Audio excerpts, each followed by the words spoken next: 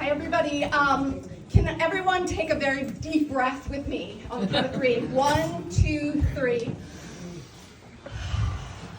How many of you are having trouble sleeping recently? How many of you are having trouble with doom scrolling lately? Have you been depressed? Yeah. I feel you. I'm with you. And I'm hopeful that you're all here because this is an antidote to the depression that we all are feeling right now, the heaviness that we're feeling, which quite frankly, we've been feeling for a long time. This did not start last week. It did not start in November. For a very long time, we've been struggling. But to be here and to support Mike is to have hope that we can have a better day. I'm going to start, before I explain a little bit about how I know Mike, with one of my favorite quotes by Farah Jasmine Griffin. She says, "Movements are long in the making. Activists, organizers, artists, and thinkers invest time, do the work, preparing, imagining new possibilities, and identifying the way. Finally, an ember, ignited by a myriad of factors, takes flame and becomes incandescent. We are in a moment of incandescence, a rendering of light illuminating all that is vile and murderous, but also clearing ground for those who have prepared, those who have planned, those who stand ready to make the world anew." And I believe that is so many of you. I see so many familiar faces because these are people here in this room who show up, like Mike has shown up over and over and over again. Not just when it suits him, but all the time. So when I first met Mike, it was in the summer of 2020. Right the first week of June, you all remember exactly where you were, what you were doing, and what you were feeling in the first week of June 2020.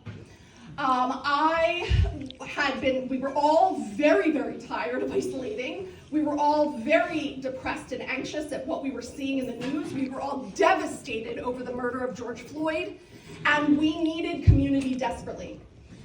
Right around now, June 2nd, June 4th, people started coming together and forming a homeless encampment at the Parkway. I have run homeless shelter for a few decades now. We operated homeless shelter in church basements in Philadelphia for about a decade, and now we are over in Delaware County as the county's primary service provider for people experiencing homelessness, working to move people into housing. But around that early June of 2020, I could see that there were a lot of people coming to the Parkway and creating tents and creating really solidarity village. I started going pretty quickly, showing up, seeing what I could do, making friends, communicating, sleeping there. And I connected with a student, a law student, Delaney Keefe. I've taught at Villanova for 21 years. Thank God I am not there anymore. Academia is a cesspool, and it will kill your soul. Anyway, I'm much better now. Delaney was a student at the law school. I was about to start teaching in the law school at Villanova after working in the Center for Peace and Justice for years in the history department. And we were hanging out at the encampment when the city started posting eviction signs all over the encampment. And Delaney and I said, we need a legal team to take this on to fight the city of Philadelphia because we were sick of people who were unhoused being pushed around by this city. So Delaney's just a law student. I'm not a lawyer, but I'm about to work in the law school teaching housing law. And we started calling all these lawyers to try to see if anyone could represent the people in the encampment and sue the city of Philadelphia for trying to evict all these people, hundreds of people who were sleeping in tents, who were safer in tents than they would have been on a corner by themselves. Encampment is community, it's solidarity, it's humanity, and it is between life or death. Encampments keep people safe. And so Delaney and I called all these law firms. What we found is that almost every law firm in the city of Philadelphia is on retainer of the city of Philadelphia. And so you cannot sue the city of Philadelphia if you are a law firm in the city of Philadelphia. because they are on retainer. I think the city of Philadelphia spends more on legal fees than any other city in the country. And I think this is on purpose. But we could not get any law firm to represent the people. We called the ACLU. They were kind of busy, so they weren't answering. And we put out a call on Facebook because we needed a lawyer. We needed a lawyer with a bar to represent this case because I am not a lawyer and Delaney is not a lawyer. So I put out a call on Facebook. Do I know any lawyers who could help represent this case? Or I was thinking a whole law firm. I reached out to Villanova Law School where I was about to start teaching and asked my colleagues if they would help. Radio fucking silence. But Mike Huff was the one and only who raised his hand and said, count me in. Yes, Mike Huff did that. And Mike Huff worked tirelessly on this.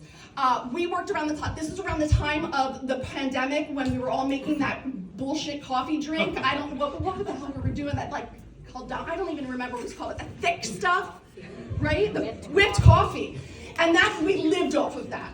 And so it was sleepless nights. We worked around the clock. We were successful in getting a temporary restraining order against the city of Philadelphia to stop eviction of the encampment. And that was Mike. We could not have done it without him. We were like his assistants, his clerks almost. And he was brilliant. And what he did was buy people time. Because of that stay, that temporary restraining order, the city could not do anything. And many of you, how many of you remember this period of time in the encampments? You were there. I know. I saw you there. I know. And Mike was there. He was there all the time. He was there not just defending people, but bringing fresh food, anything he could do. Around the time Lancaster Farm Fresh called me and said they had all this excess food, but they didn't have a way to get it to people who needed it, and they asked me to organize. So what I did is I lived in the city and I arranged that these drivers would come to my house. They would pop their trunks. They didn't even have to get out of the car. Pop their trunks, and I would stuff their trunks with boxes of fresh produce from Lancaster Fresh, and then give them addresses throughout the city of people who were food insecure. And they would drive around the city of Philadelphia dropping these boxes off to people who needed it. I, at the time, was also getting food because I was very low income and couldn't afford to feed myself because for a long time I was just living off of an adjunct salary and not paid at the homeless shelter that I founded. So I was living with my 2 children. We would get these boxes of food with cans of beef. I'm a vegetarian, so that was ridiculous. And potato flakes, like my mother used to give me in the 1980s. So it was horrible. People needed fresh produce, and Mike was there every single week with his car, popping his trunk, getting those boxes in, and delivering them to people. Mike showed up in every sense of the word. That's why you know him, that's why you are here, that's why you came despite being depressed and tired and cold and wanting to go to bed right now. You showed up because Mike shows up. And you know that that's what we need. We need Mike representing the people. I knew I was in the right place when I pulled up to park and I saw all the Bernie signs on everyone's cars, on everyone's bumper stickers. We need to organize, we need each other, we need community, and we need strong leadership. And Mike is that. He embodies all of it. I am so proud to be supporting Mike. I would not have gotten out of bed and gotten a shower if it weren't for him. Otherwise, you cannot. I am wintering. I found out this is the phrase. I'm wintering. And also in mourning of having lost some people in my family, so I don't get out of bed much.